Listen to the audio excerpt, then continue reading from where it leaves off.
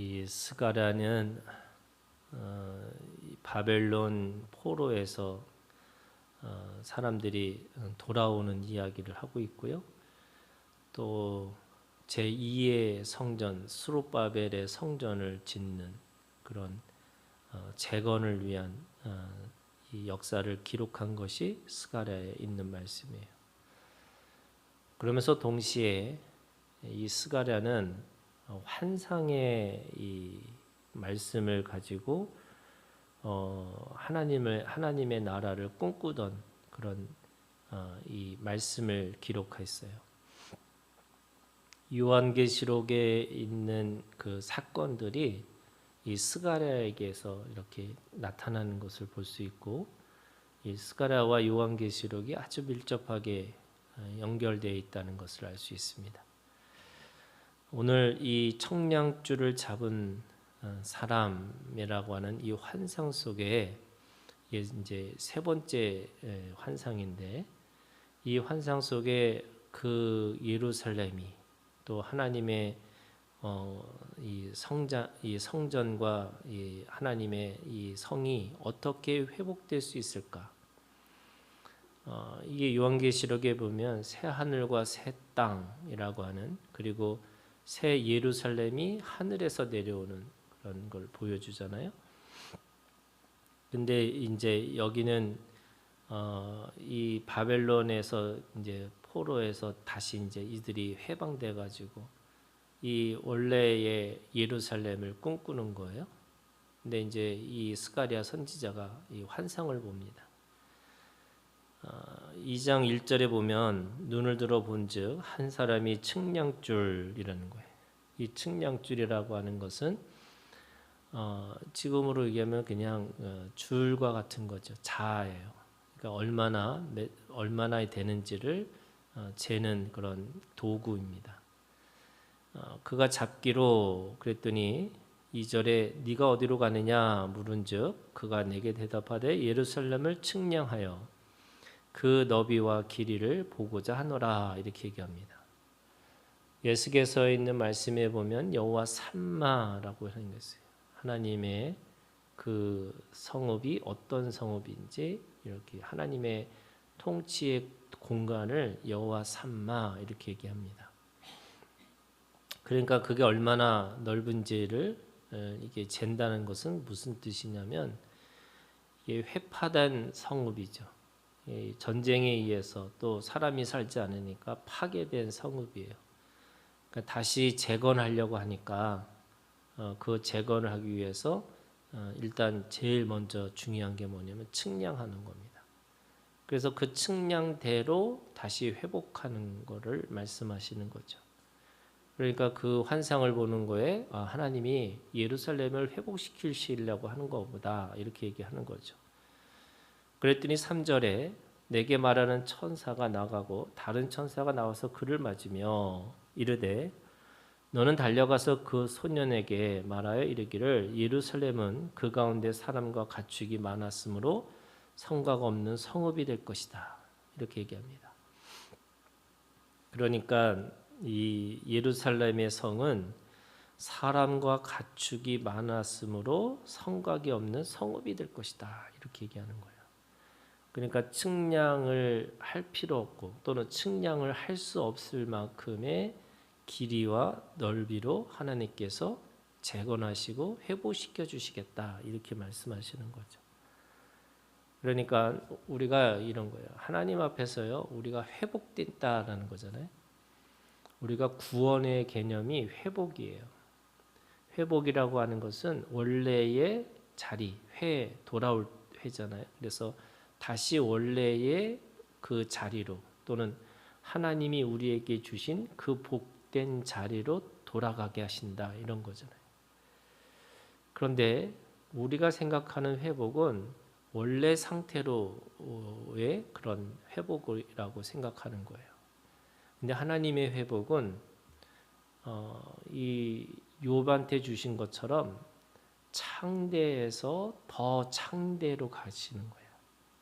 그러니까 회복하는 것이 똑같은 회복이 아니라 그 안에 30배, 60배, 100배의 더 큰 회복을 시켜주신다. 이렇게 말씀하시는 거예요. 그래서 우리가 은혜로 돌아간다는 말은 원래 상태로 돌아가는 것보다 더 하나님이 생각하시는 것은 우리를 더 온전하고 완전하게 회복시켜 주시겠다. 이렇게 말씀하세요. 창세기 3장에 죄를 졌잖아요. 창세기 1장과 2장에서 그 에덴 동산을 다스리게 하셨어요. 그런데 우리가 인간이 타락이 예수님을 통해서 회복됐다라는 말은 무슨 뜻이냐면 이제 그 인간의 삶에서 하나님의 아들로 그리고 주님이 내 안에 내가 주님 안에 하나님과 한 몸을 이루는 회복으로 시켜주시겠다 이렇게 말씀하시는 거죠.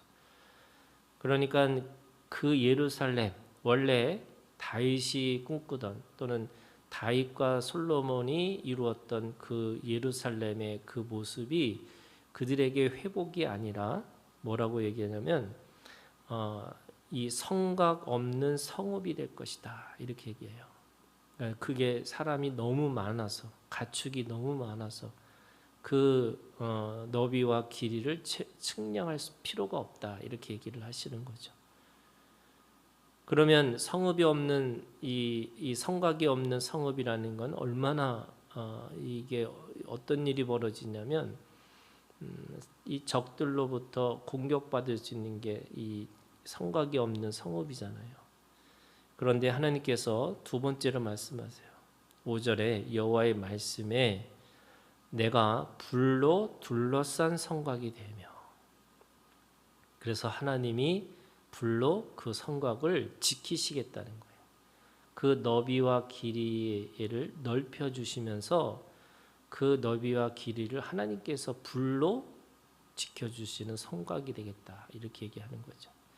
그것은 이제는 누구에게든지 침략받지 않고 또 누구에게든지 빼앗기지 않을 하나님의 성곽이 예루살렘이 될 것이다 이렇게 말씀하세요.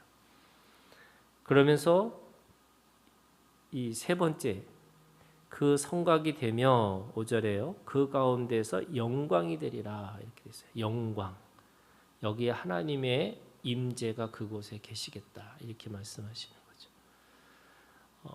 광야 교회가 있었어요.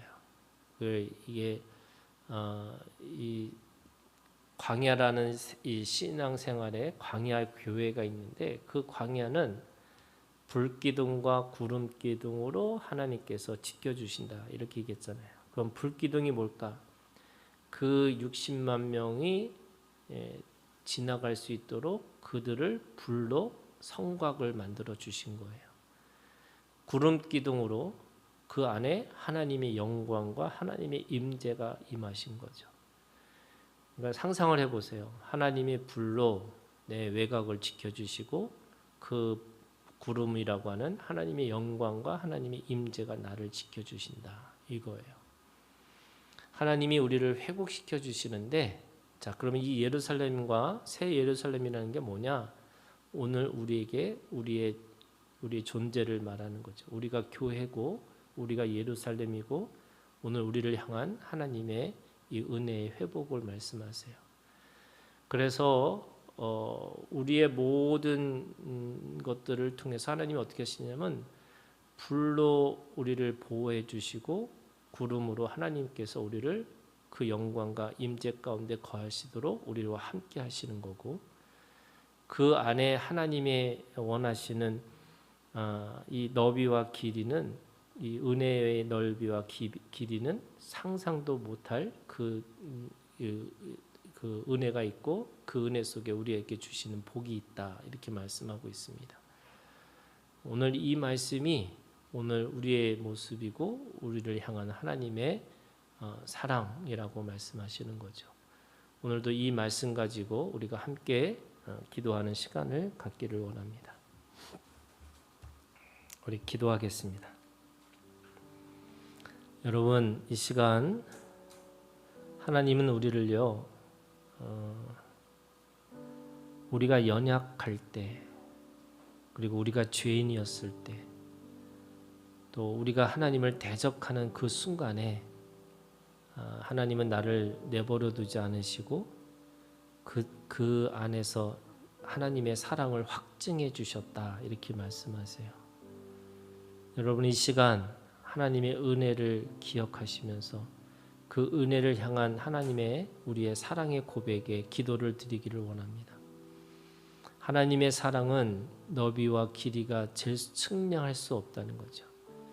그래서 우리에게 최고의 사랑을 주시고 그 최대의 은혜를 베풀어 주시면서 우리를 최선의 길로 인도하시는 분입니다.